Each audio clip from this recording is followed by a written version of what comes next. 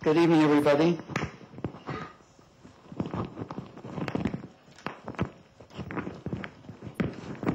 Thanks a lot for coming. Can you all hear?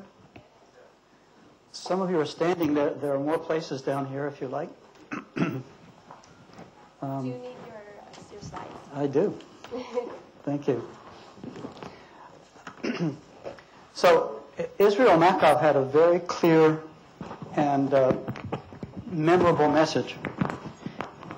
And his message was to achieve market leadership, you do that by being first to imagine, then by being first to move, and then scale up.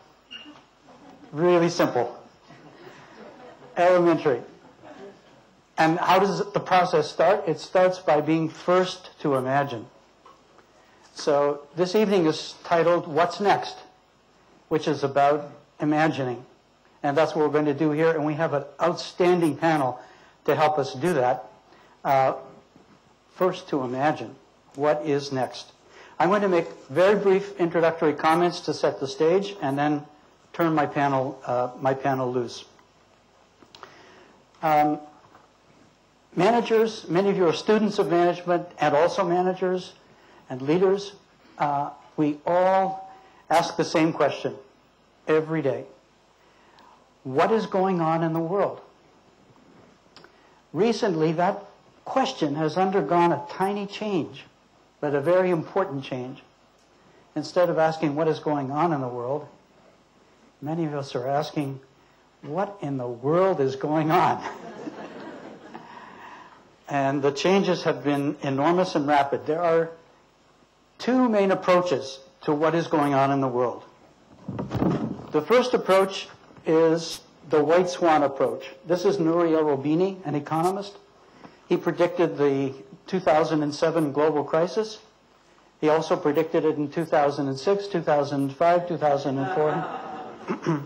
And he says the world is white swans because all events are predictable. You just have to think hard. Economists, by the way, believe in white swans.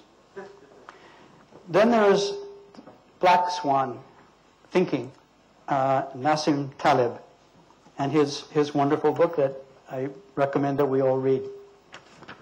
And Nassim Taleb says the world is full of events that have low probability and that are unpredictable. And you just have to be resilient and react. And he's in great demand because unpredictable things are happening all the time. Which, by the way, do you believe in? How many of you believe in the white swan in general as a philosophy of management? Okay. How many of you believe in the black swan? Oh, we have a lot of black swans. How many of you believe in the gray swan? What is a gray swan? Japan has just had a terrible earthquake. Israel sits on a fault, just like Japan, on the Dead Sea Fault. We last had a major earthquake in 1927. Geologists tell us that we're due for another one in the next 20 years. So is the earthquake a black swan or a white swan? It's a gray swan. We know it's going to happen, probably in the next 20 years. We have no idea when it will happen. And if you want to be first to imagine, you better get the timing right, not just the general 20-year trend. So we live in a world of gray swans, and this is a great challenge for managers who are trying to manage complexity. To give you an example of a major uncertainty that we experienced in recent months, and I'll be very brief and quickly move to our panel. McKinsey does a global survey every 3 months, and they ask 2,000 managers all over the world, what are the main things that are on their mind? What are the major trends? In December, that's 3 months ago, the main trends were high commodity prices. They were worried about that. Inflation and low customer demand. That was the number one worry. They did the survey again 2 weeks ago. The number one worry of global managers was geopolitical instability. And some of the others just disappeared. So in 3 months, our focus and our concerns have utterly changed. in this unstable world. Now, we economists like to pretend that we have crystal ball. This is my crystal ball. Economists all have crystal balls. We charge a lot of money for looking into these things. And I'm looking into my crystal ball, and I can't see a thing, frankly. But our panelists can. So here's how we're going to run our panel discussion to be efficient and to keep it interactive. I'm going to ask our panelists each to name one key trend that they've identified and encountered in their global activities, and to discuss briefly the trend. Please try to be really brief, and then talk a bit about action. How do you create an opportunity out of this trend, which could appear more like a crisis than an opportunity? We'll do one round, hopefully quickly, of the 6. Get some interaction and some questions from the audience, and then do another round. And at some point, I'd like to read some of your thinking, because there's a lot of wisdom and experience in this room, and each of you have a Post-it note indicating what you think will be a major trend, and some of these are really interesting. So I think I'm just going to go in random order, but I would like to start with Sharon, because you're youngest, and because the government, somebody once said that in order to predict the future, the best way is to create it, Sharon. So in some ways, the government budget and policies have the ability to create our future, at least to some extent. What is the main trend you think the government of Israel and the Ministry of Industry is focusing on, and what are you doing about it? Thanks. Doesn't work. Doesn't work? This one? Testing. This one works. Too much. First, I want to tell you all you're sitting in a wonderful place. Almost a decade ago, I sat just where you're sitting, and look what happened after a decade, so things can happen. It was interesting then. Something very interesting happened in 2010. This mic is awful. There's a bad echo. Want to use this one? Maybe.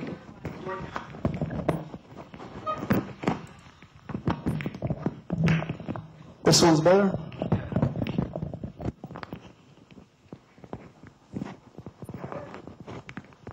Something amazing happened in 2010 in the world. Israel and China became together the second economy in the world. Joking, just China. But we love to think that we're a big bird on a bigger elephant. But this is a trend.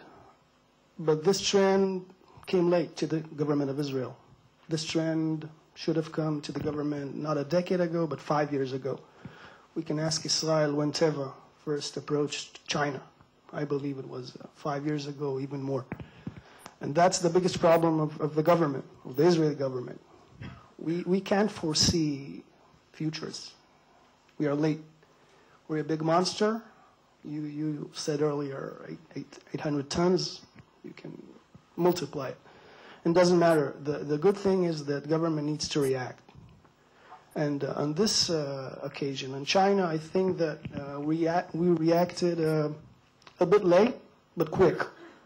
And in the last month, actually the government, my ministry and Ministry of Finance and Prime Minister's Office engaged with a 3-year plan to see how Israel can penetrate China. And give you just the figures. The prospects in the next 5 years in China, growth prospects are 8.5%, India 8.7%. The trade volume of China in 2010 was roughly $3 trillion US. India only 500 billion and growing. But one thing that's interesting is that the 20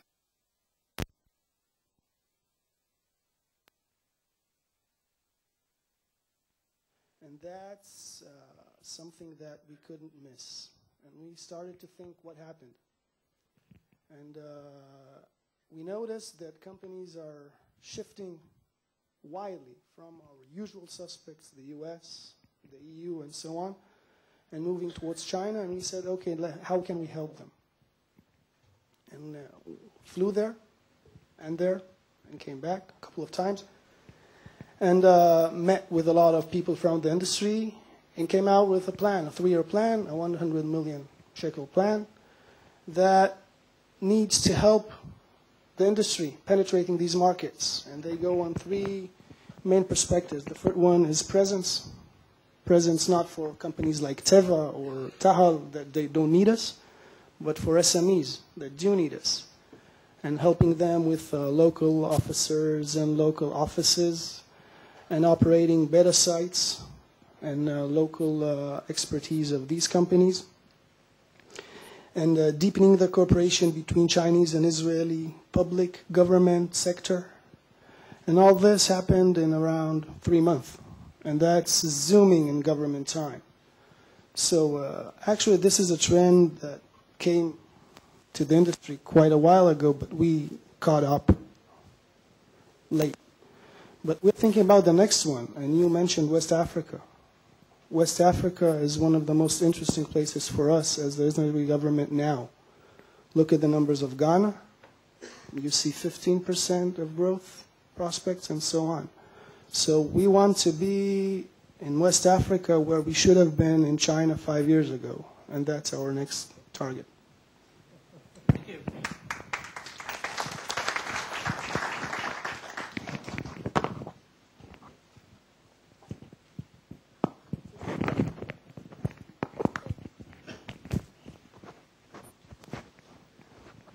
You want me to talk?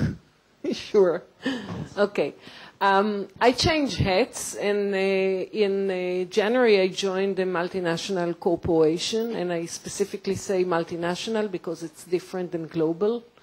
And what I see is globalization, and that's also why I joined, because in multinational corporation there is a headquarter, and the headquarter assigns basically the tasks for the overseas sites. And when you go global, you actually build a sort of localized and sometimes just remote sites for a corporation with judgment and expertise in those locations. So what I see, and this relates a lot to what Sharon has said, that because of the emerging markets and because of the fact that the game is different in emerging markets, some of them cannot be called emerging. They have created a new phenomenon of magnitude by themselves. Then there is a shift to actually operate for those markets just to see corporates growth and productivity growth as well. And that's where I stand. Of course, we don't have a local market, so we're not part of the scene. We are not part of the same expansion that we see in India and China. But definitely part of our productivity is no longer aimed at the Western Hemisphere and is aimed east. So what I see is a change from multinational to global, and that's giving us another opportunity of a different kind.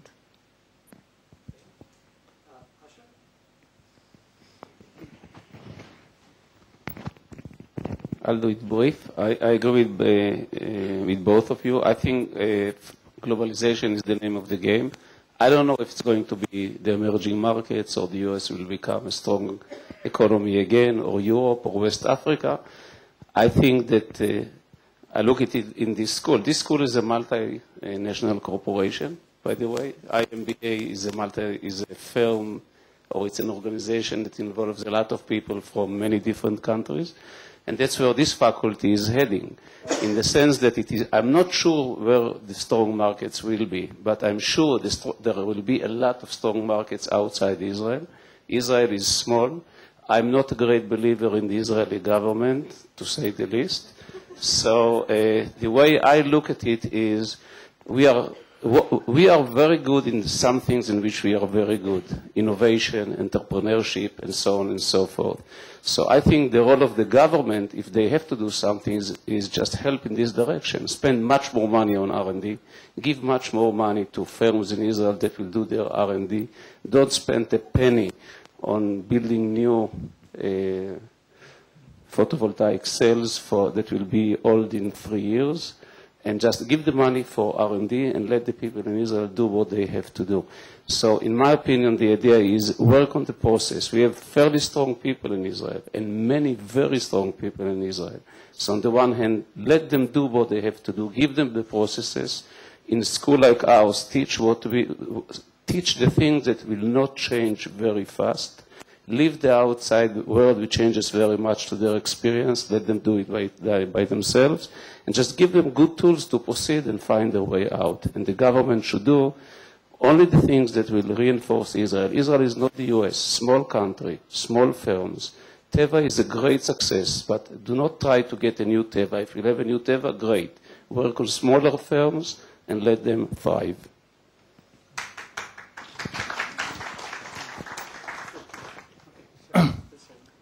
First, looks like I work for the government because I went to Asia 10 years ago, and now I'm going to Africa. I think from my personal view, two answers. One is globalization or developing, and I think there was a question if we believe in developed countries or developing countries. I spent the last 12 years in Asia, and I'm a strong believer in the Asian market, and the companies I work for grew tremendously in places like China, India, Indonesia, and this is where I spent the last 12 years. The last 6 months I'm spending all my time in Africa.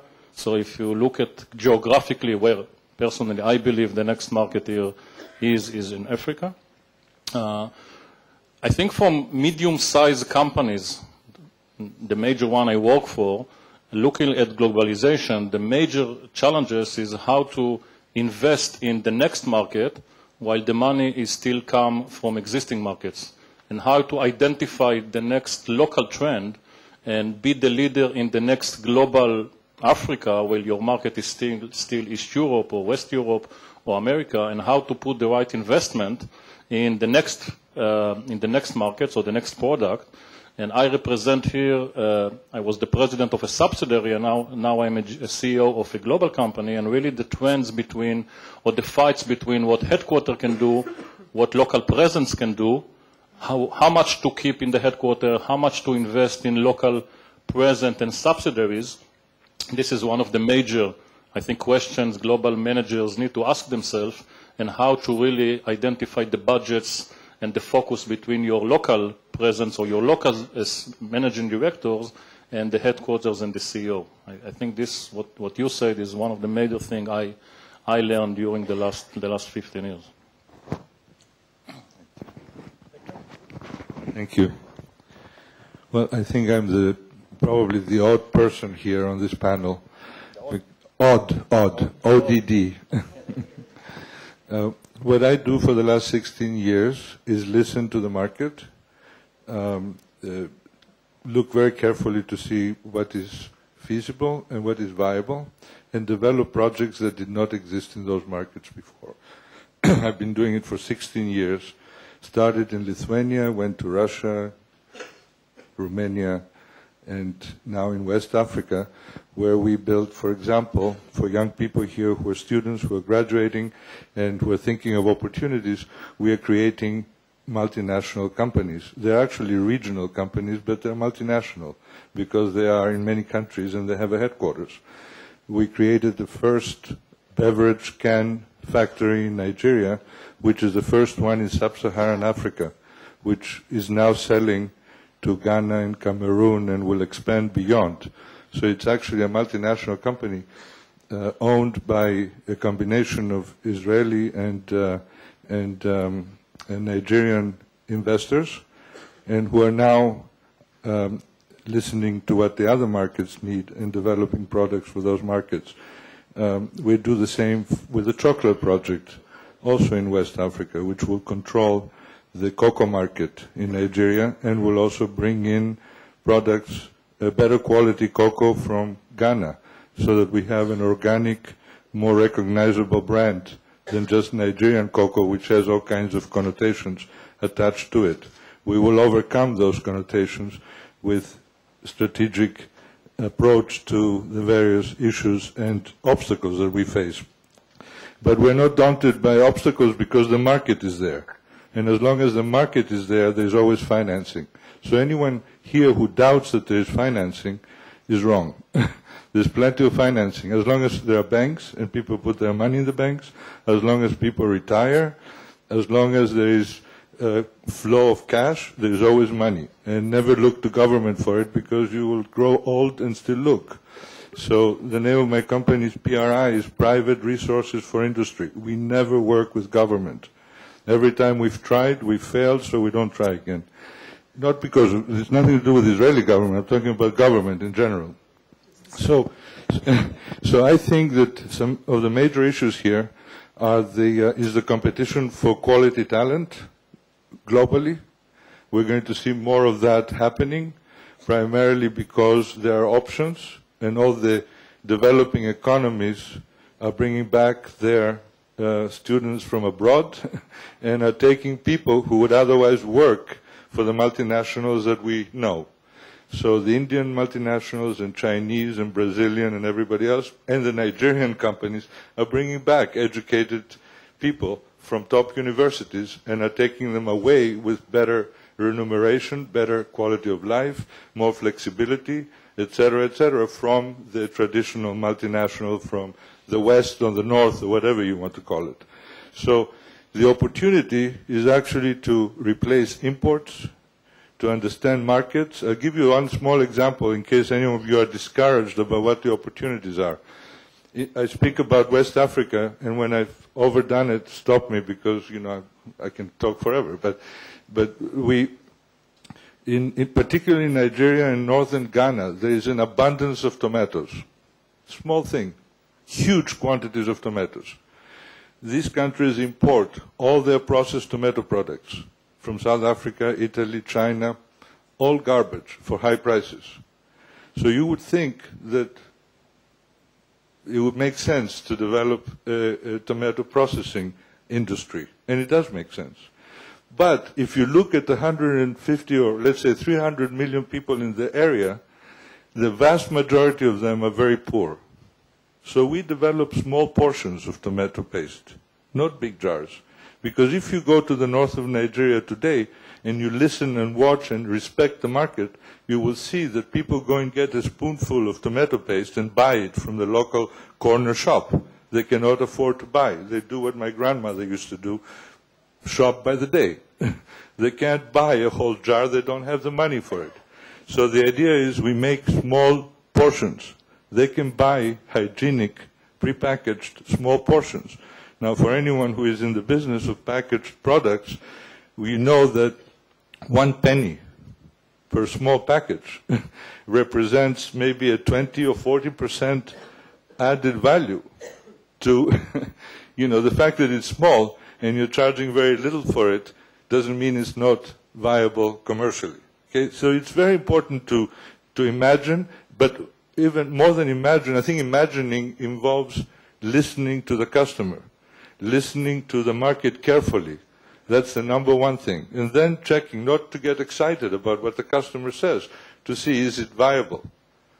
Is it feasible, first of all? Can you execute? And is it viable financially and otherwise? You know, so I can go on, but the bottom line is the opportunities are vast. China, for example, with all its growth and everything else, has about 800 million people who are below poverty level. 800 million. India has about 600 million below poverty level. Just imagine what that means in terms of portion control.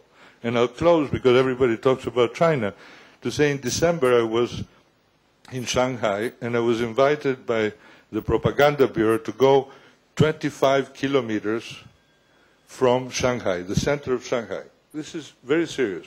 Southwest. And when you get there, the people are clueless. The governor and his deputy are clueless about what to do. and they come and say, I know you're related to Israel. Please take over this vast land. We have 10,000 people. Develop it and feed Shanghai. We need longer-lasting vegetable packaging. Right now, we lose our vegetables after 3-4 days. We need minimum 7 or 8 days. Can you do it? You know, so talking about an opportunity, that's 25 kilometers southwest of 23 million people who are having a problem getting their product on the supermarket shelf. So for graduates here, the opportunity hasn't begun yet. It's only beginning, as far as I'm concerned. So enjoy yourselves. Thank you.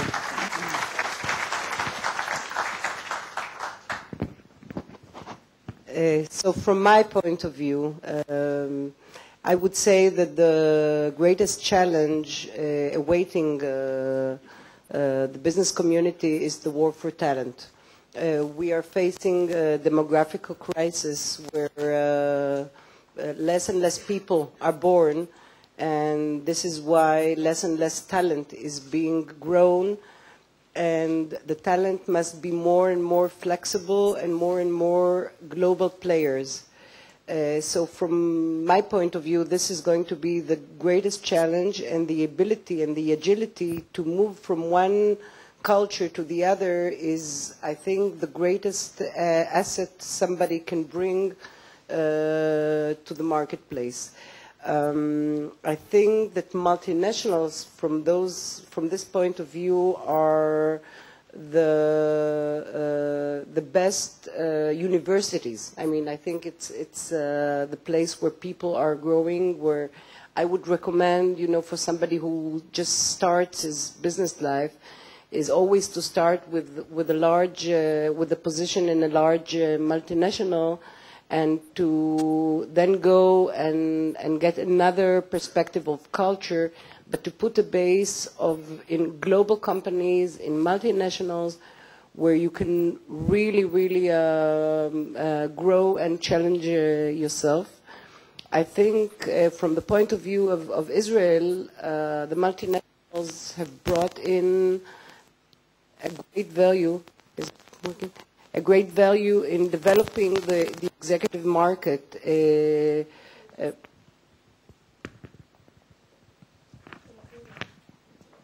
Companies like Intel or Unilever that have brought for Israelis the ability to coach themselves into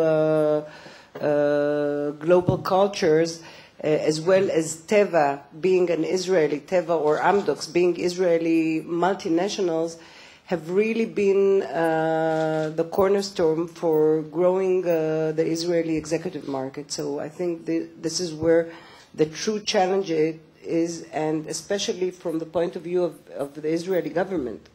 I think the fact is that Israel is one of the 4 countries in the world where demography is positive. Demography is growing, but it's a false figure, because we are growing not in an areas that are now directed towards the marketplace, and I think this is really. I think that Ahmadinejad can sit quietly and wait if the Israeli market won't do something about creating a workforce, a future workforce in the Israeli market. We don't have a chance.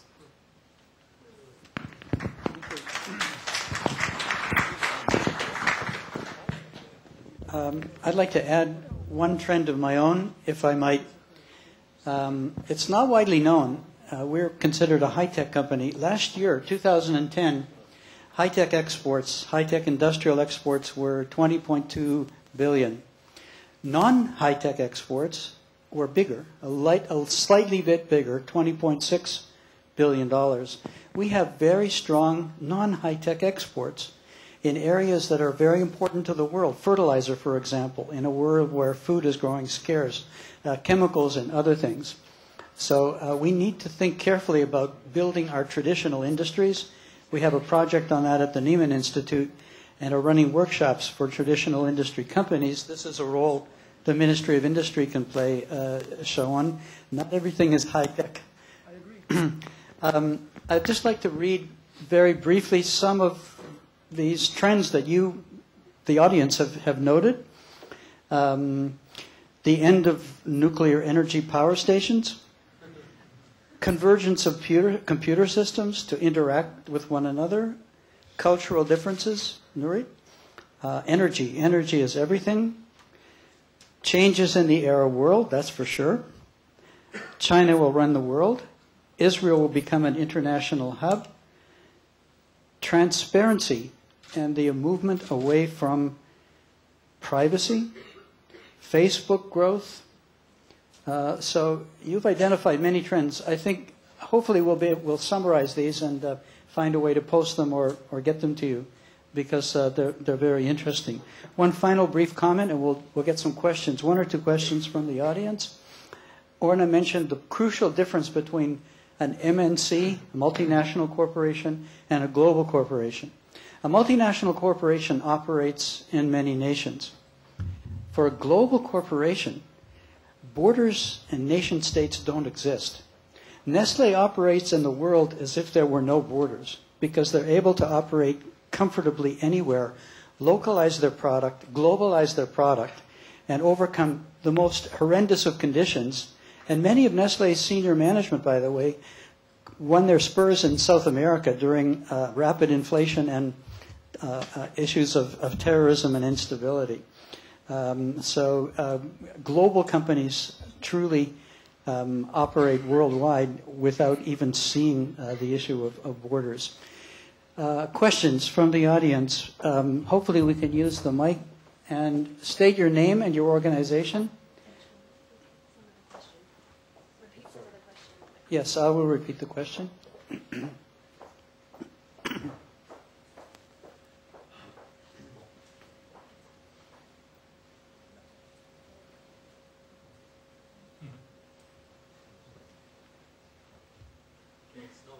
Okay. My name is Kevin. I run an organization in Tel Aviv called Tel Aviv for English speaker Olim and Orna in Tel Aviv. My question is directed to Nurit and perhaps Sharon, and it has to do with the idea of talent, and more specifically the talent that's sitting around here that's coming to Tel Aviv from all over the world, highly qualified young Olim. How can Israel more utilize these Olim that are culturally diverse? Sensitive and that comes from many emerging markets and developed markets into developing more multinational corporations, perhaps here in Israel, like you mentioned also Israel as an international hub, perhaps more multinational corporations. The question was, Israel is a culturally diverse country with many immigrants, many countries and languages. How can we best leverage this to develop multinational corporations? Who would like to? I think that one of the assets of Israel is having the ability to speak, I think, 30 or 40 languages and even more, and the ability to really become a hub in the service areas, in global centers. And I think, again, we're not doing enough in developing this area. This is one place, and the other place is the Israeli multinational companies, which always need, I think, extra talent with the global view. People who bring cultural diversity into the companies, and I think that most of the Israeli global companies that I know are very open to accept new Olim, and especially people who are graduates of Ivy League schools. So I don't see any problem. I mean, in any case, and Orna knows, we have had a few ventures in the past where talented people are getting grabbed very, very quickly. So I'm optimistic. I don't see a challenge here. Kevin, I think there is a problem, and I meet a lot of new immigrants. English-speaking countries are actually in better shape than French-speaking, and there is a cultural seclusion, for sure.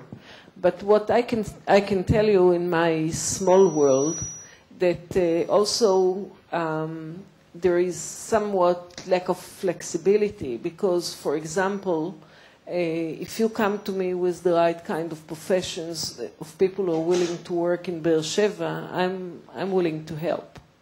And Sharon is backing me on that one. So the issue is the level of flexibility on the two sides, because definitely there is a cultural difference, and people who know each other live in the same network and consequently have much easier time finding jobs through the social network. But again, if you're willing to flex, I'm willing to help. If you have people willing to work in other Sharon, send them to me. But actually, I don't think it's a problem. I think it's a challenge because, if I'm not mistaken, the State of Israel was erected 16-something years ago just from people like you. And the melting pot is not something new. In the 90s, we absorbed 1 million immigrants from the former Soviet Union. We can do it. We just don't need to stop doing it. And of course, today is different than 20 years ago and 50 and 60 years ago, but we need to do it, no doubt. It's no question. But I'm very serious. I'm looking at, exporting companies like the ones I used to work for look aggressively for immigrants that made Aliyah and have a good knowledge and a good, that's okay.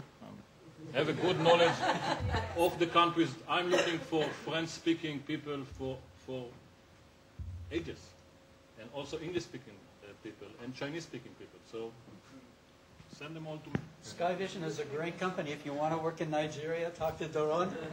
Well, just very briefly, you have people who were born after the 80s, early 80s, are a little bit spoiled compared to people who used to be the pioneers of 60 plus years ago. And actually, there's nothing wrong with that. First, you have to choose where you want to live. If you want to live in the center of Tel Aviv, you're not going to work in Beersheba. But if you're flexible, and everybody says here, there are opportunities all over the world. But if it's driven by the need for you to be where you want to be, which is something we didn't have, at least I didn't have the luxury of, Today I do, but I didn't then. If you have that luxury of choosing where you're going to be, you have to deal with the consequences, which is you don't have a choice of where you work. One more question? And then we'll do another round.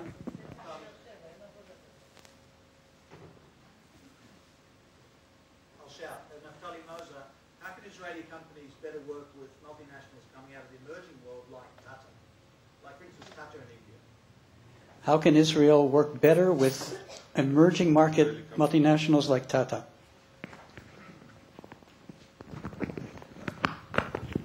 I'll give you the government answer, and then you'll get the real answer from the private sector. This is what I mentioned earlier. When we think about companies, and Tata is a very good example because we as the government met with them and other great Indian multinationals. And one of our key factors that we want to utilize, in this case in India, is using demo centers for Israeli companies. Take an example that an Israeli... We're done? That's it? Enough? Testing. 2. No, it's good. Take, for instance, not for Tata, but for a water utility or something like that. And let's take India or China as an example. You take an Israeli water cluster of a number of Israeli water startups or small companies, and you erect a demo center in a small Indian city of 30 or 40 million inhabitants. And then you give them a door-to-door solution to their water problems. And it accidentally works, starting at water purification, desalination, and so on and so forth. And then multiply it. Even more. You mentioned India has 600 million under poverty line. That's a huge potential. They will have power purchasing party in the near future. That's it. And that's where the government wants to be. We want to put money to help these small companies, not Teva, to be there. And it's India, and it's China, and hopefully it will be Africa. And now for the real answer. Look, I don't think that working with Tata or Huawei or ZTE is very different from working with Deutsche Telekom or France Telecom. I think the processes take longer, but if you find the weak spot, if you find your value added to them, and you convince the right people that you really can bring them value and work with them on the areas that they are weak. And I just closed quite a huge project with Huawei in Africa. And they are not different from the other multinational. They have weak spot, they understand that they don't know everything, and if you bring value to them, they will work with you. Asher?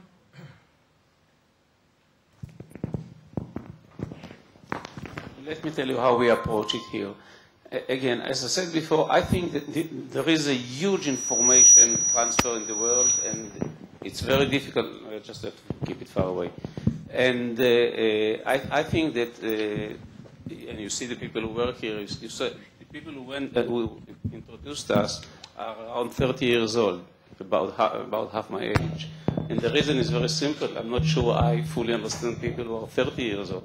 So I choose to work with people who are 30 years old, so they can see better what's going on. That's the approach I would take.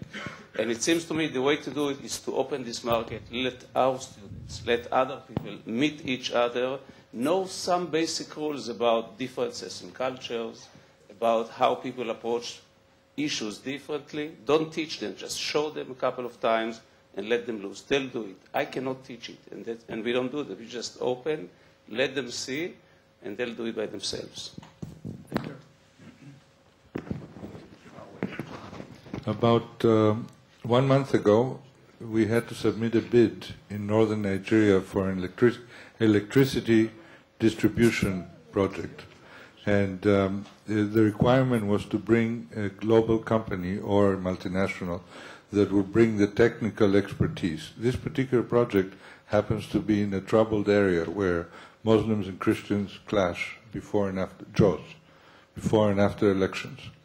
So we had about 45 days to get someone on board, and we couldn't get the attention of any of the North American or European players because just the word Nigeria scared them. But we did get the largest electricity distribution company in India to send their top management with 3 weeks' notice, including getting visas. Now, the people who were involved to bridge the local player with the Indian major company that is in the electricity distribution business were young people that have just come out of business school. Together with one of the senior people on our team, we are developing people. So people who are willing to be in these geographies will be developed. And basically they will be unbeatable if they come from environments like this, because the need for that kind of brain power, flexibility, and focus on a job for more than 2 years is very critical. And the opportunity is fantastic. So the young man who actually was there was so excited to have the CEO of this huge Indian company signing a memorandum of understanding with a domestic company and winning the tender. Okay, so developing people, being flexible to be in difficult geographies, because anyway we're a net exporter here, effectively. So if you want to be in the business of net exporting, you've got to know where you're exporting your know-how to, or your products, or whatever else. You cannot do it from sitting in a local office. Thank you, Victor. Yes, question. Hello everyone, my name is Georgia. I'm originally from China and I live in Israel 2 years with my Israeli husband. I'm doing Chinese markets converting in Israel. It might be unfitted. I know it's difficult, but I just started. So I have 2 simple questions. One is for Mr. Sharon. It's very simple. I just want to know, now according to the data last year, people from Israel, they bought more from China, or they sold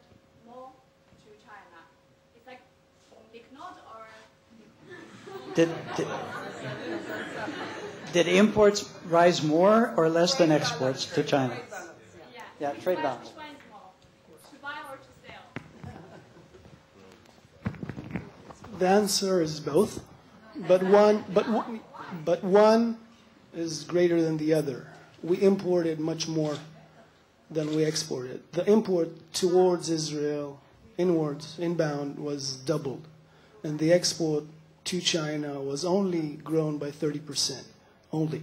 But our trade deficit with China is very much growing. I think, if I'm not mistaken, our trade volume with China is around 5 billion. And it's the balance is around 1 to 4. 4 billion import, 1 billion export. And that's a huge deficit, and we need to close that gap. And closing the gap is our programs to China. India, the figures are not the same figures, but almost the same ratio. Okay, thank you. So Why closing the this is gap? why Import from them and export to other countries. also my clients, they want to, this is what I'm doing, to find the distributors or to find the suppliers in China. So according to now, my experience is not a long time, but I also have a very important and simple question also to ask everyone. So what do you think the most difficult part to do the business with Chinese? Just what? Just give me one you think. What's the hardest thing to do business with?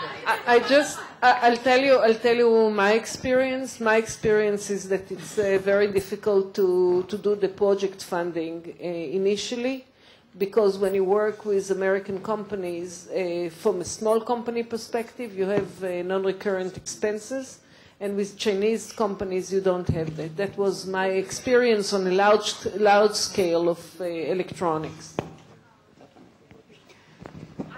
I'll try to be politically correct.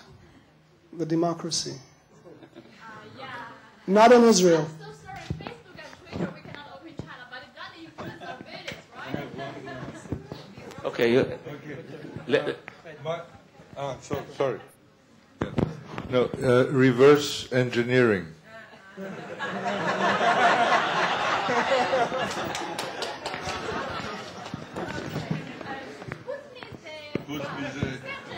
Very high province. We can give my family very specific details.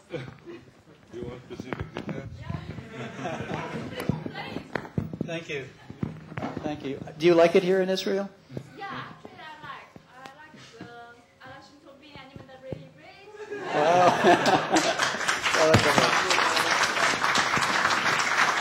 Kol hakavod. Okay, I'd really like to do another round with our panelists before we run out of time. I apologize. And this time I'm going to slightly change the issue, panelists. So a lot of crises are going on all over the world. If we had a United Nations Fire Department, they would be working day and night.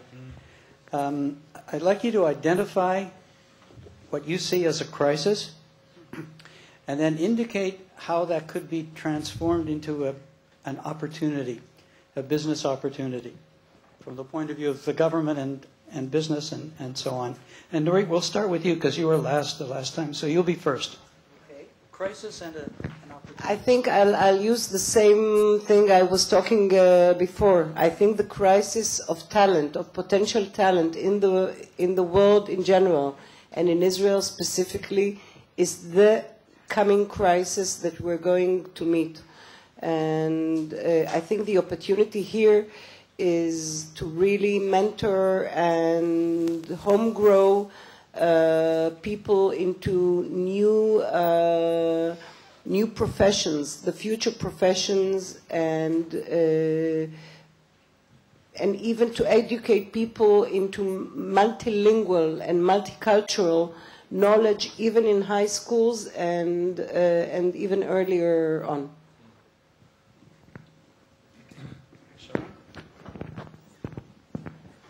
Trying to name only one, I believe the biggest threat that could arouse, it's the water threat. Water. And from water, it could influence food, and it could influence everything. And that's not a threat, that's an opportunity. And let me give you a small trivia question. Maybe I'll try to quote. Who said solar energy is the largest and most impressive source of energy in our world? That's right. It was David Ben-Gurion about 60 years ago. And he was a visionary. And if he was here today, I would believe he would say the same thing about water. He was courageous and smart enough back then to put a mandatory law that on each house in Israel there will be a sunroof solar system that today helps Israel save about 4 or 5% of its energy uses. That was 60 years ago. If we multiply this today to something that regards water, and do it not in Israel, worldwide, because I fully agree with Professor Tishler, 7.5 million people in Israel is not a bird and an elephant, it's a fly. We're too small. We need to go worldwide. And going worldwide in the water business is the biggest opportunity that we have, speaking about Africa, speaking about India, China, South America. That's the biggest threat and our biggest opportunity. I'm not sure what crisis, what is the meaning of crisis. In 1989, 90, the USSR started to fall apart. In many ways, very similar to what is happening around our neighborhood now. And it was a great opportunity. I think what is happening around Israel now is pretty good. I think we didn't have much relations with the countries around us anyway. And the same thing, by the way, happened in China later on. And instead of looking at the USSR, the countries in the former USSR and China as potential foes, I would look at them as partners, and I think most of us do now. I think that this is the same thing that we should do with the countries around Israel. I think it's a great opportunity. The change in the regimes around us do have uncertainties, do have possibilities that extreme regimes will take over, but I think it's a small possibility. I see this as a great opportunity for Israel. The only thing I'll ask the question, and Sharon, you have to come back and remember what you learned in this school, and be more patient. Open up, don't close, Masada is over. Open up, let Israelis do business around the other countries here, and don't try to answer everything with power. Use brain, and open up to the countries around us. I think it's a great opportunity for Israel. From a very practical perspective, I fully agree with you. I don't know how many of you know about South Sudan, but in 6 months' time, this became one of the biggest countries for my company, with 3 huge projects financing by world organization. What happened in the world, in the Arab world today, for me, is a huge opportunity. So I fully agree with you. There are huge potential there with all the changes, and we will do a lot of business there.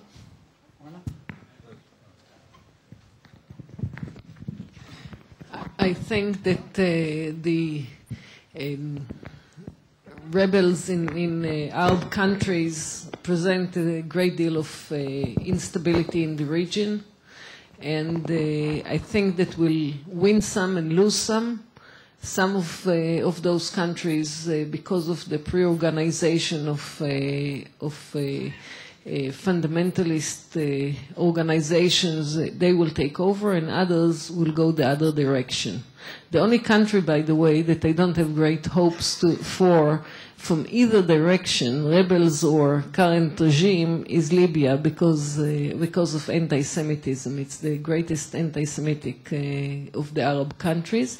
But for the rest, I think that eventually we'll see some countries open up, and then we tie into the opportunity of local trade, which we never exercised really.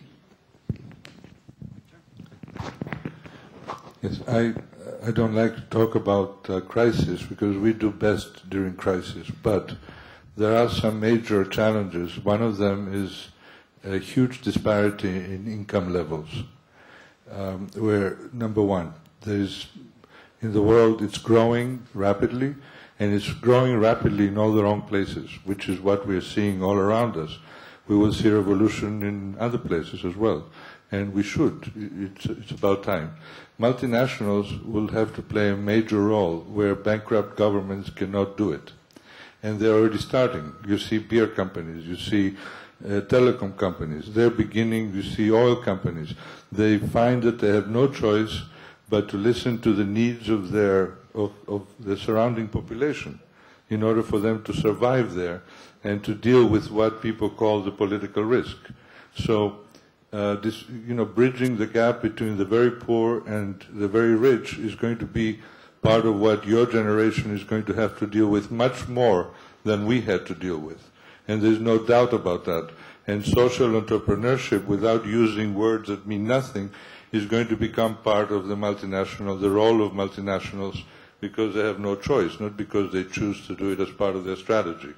So I think there is a challenge. Water, of course, is a huge thing, but it's much easier to desalinate and to purify water than it is to bridge the gap between the extreme rich and the extreme poor, who are vastly outnumber, especially children who vastly outnumber the people who have something to eat every day.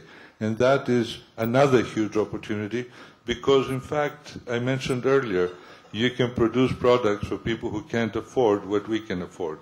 And that's a business, but it can be done in a responsible way.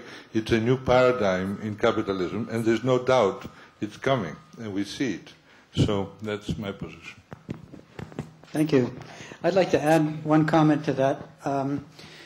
Prices of food are rising in the world. We have a shortage of food. Some of the unrest in the Arab countries came because they raised the price of bread, and poor people simply couldn't afford it. It's not widely known. Israel has the highest agricultural productivity in the world by a big margin.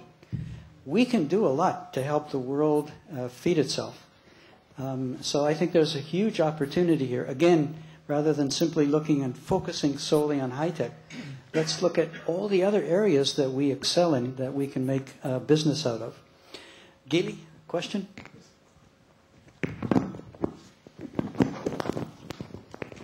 I want to add another challenge that I think we're not doing enough.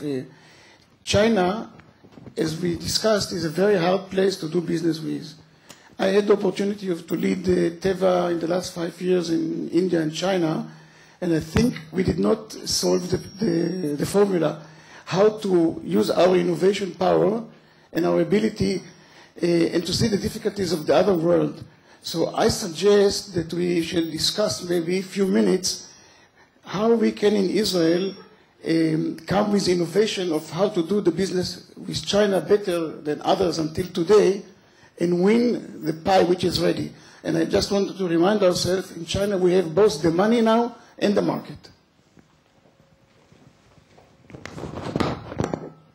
Panel, how can we leverage innovation in China?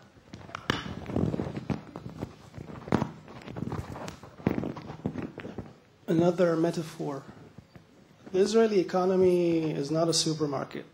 We won't compete with China. We won't compete with India. We won't compete with Germany or the US. We're a boutique. And if you read Startup Nation, you can see what a fabulous boutique we are. And every one of you uses everyday Israeli innovation. You open your computer, you use an Intel chip, you use a disk on key, you use Israeli M Systems technology, you do voice over IP, you do Israeli technology, you do Skype, you do ICQ, and so on and so forth. That's what we're good in. We're good at what's between our 2 ears and nothing else. We don't have a lot of skills other than that. And the best thing to do is to add these skills to giants like mentioned, Huawei, ZTE, Tata, Siemens, and so on and so forth. And to learn how to work with these companies, because India is tough, China is tough, not less, and to try to learn and to understand their culture. It's different. It's not the US. You come to the US and you know it better than me. You can do it. You fly in, you fly out, business meeting, done deal. India and China is much different. It's much more harder, and you need to respect and understand the culture and then try to engage. Before you do that, it's a problem. And we have We have a small problem in Israel of understanding different cultures, but maybe that's the biggest challenge.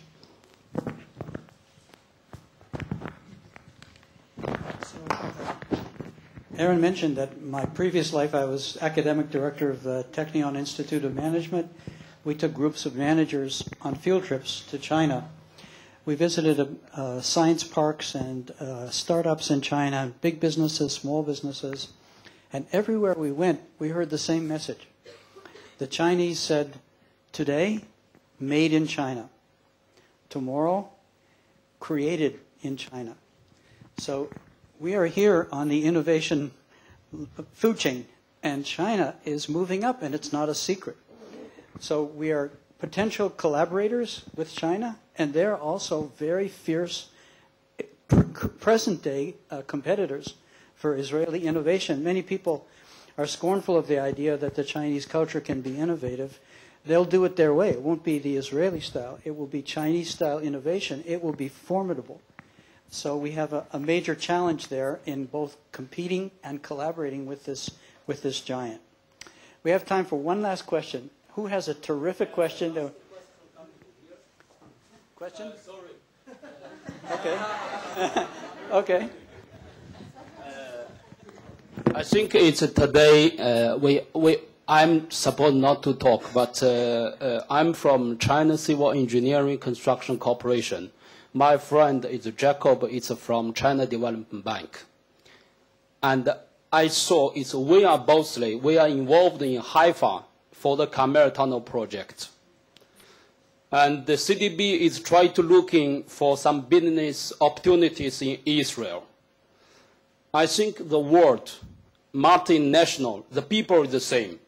If you open your heart from here, really found it your relevant advantages in all the chains, never mind its manufacturer is human resources, and not ask a lot, contribute more.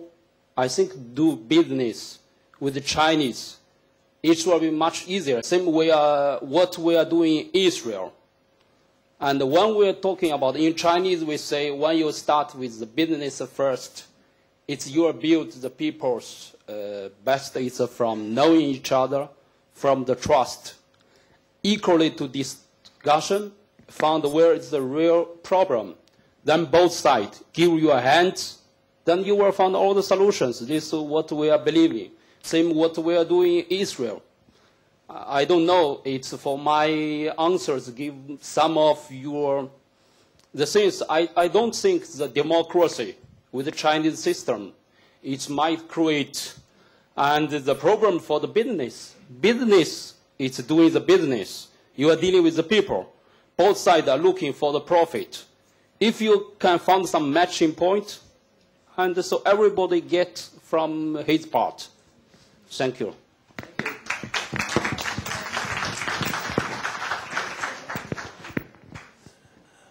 Last question. Are you ready to take the last question? Oops, okay. Hi, I'm going to probably ask my question from, I'm one of the Surfer IMBA students here. 2 years ago, I had the opportunity to sit with some young leaders in Africa and look at scenarios for sub-Saharan Africa in the year 2020. So it's quite refreshing to hear your argument, your comments about how things are changing. And we came up with a scenario that in the year 2020, we would have a situation where the superpowers would be completely reversed. We would now have China, India, and the upcoming BRICS becoming the new superpower, and America and the West, taking a back step. And we looked at the impact of youth and technology. And now as a young MBA student coming into the market and the needs that we have in terms of technology constantly changing and that instant gratification and how we want things to happen soon and quickly, and you've talked about the challenges of talent, my question is twofold. The first is with government and with the multinationals. What are the two things that you think would be critical to ensure the youth and the new generation coming on board fully? And then secondly, why do you think that things are changing now? It's a rhetorical question, but things are changing now. America doesn't have the power. Now everyone's looking towards Africa, India, and China, and there's so much opportunity. And yet we find there's a struggle between the younger generation and the older generation in terms of change.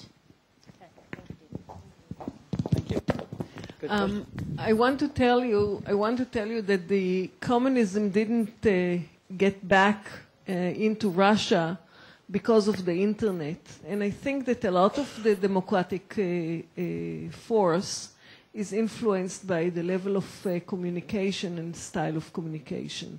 And regarding the place for the younger generation, I will not talk about immediate gratification because I don't understand immediate gratification. I do, by the way, but I don't in the same way that the younger generation does. But I think that it's all about talent. That goes back to what Nurit said earlier. If you're talented, the guy sitting by me, he doesn't qualify for the 25 years experience, and he's there. Okay. So I'm going to, oh, sorry. Yeah. No, because we're speaking about Africa, so it's better to speak about Africa if we're working there. Because, 2020 is a good deadline and a good dream. But Africa is a continent. How many countries are there in Africa? 54. 54. So let's not speak about Africa. There's no such thing. It's a continent. And what's happening in North Africa may spill over a little bit. But in sub-Saharan Africa, you have too much religion, too much culture, too much regional government, too much local government, too much federal government. It will take a lot longer than 10 years to build the infrastructure. So if young people want to make a change, they have to revolt. There's no option. It's either revolution or 2020 will come and we'll still be asking about 2040.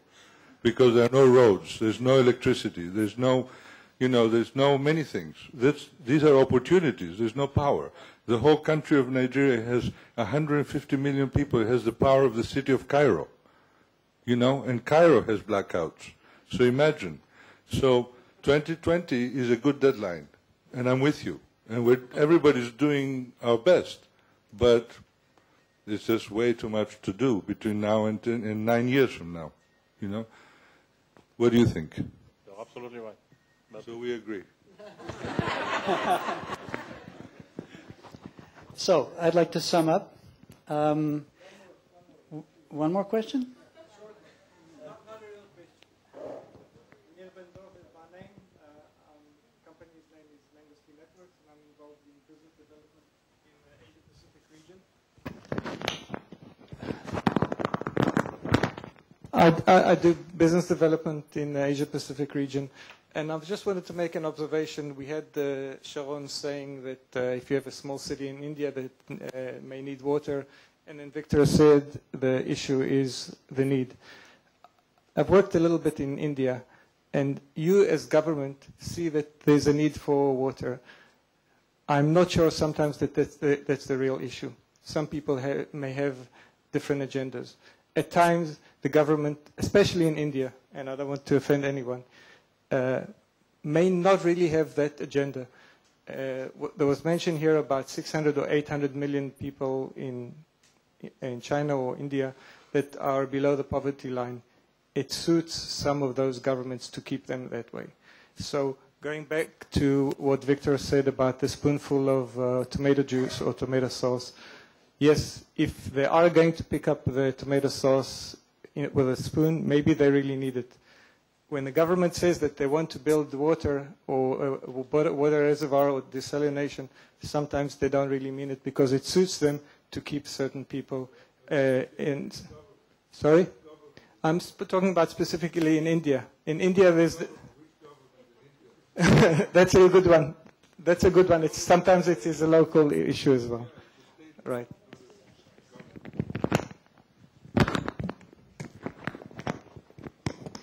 The hour is quite late. I think we need to sum up. Shimon, Sara, and Aaron have agreed that in 2020, that's only 9 years from now, we'll meet here again. and review all of these trends that have been discussed and see where we were right and wrong. I'm told that there's a Chinese blessing or a curse. May you live in interesting times. We are all very, very blessed. For those of you who are young, you have immense opportunities. Remember what Israel Makov said. Imagine, move, and then scale. Simon.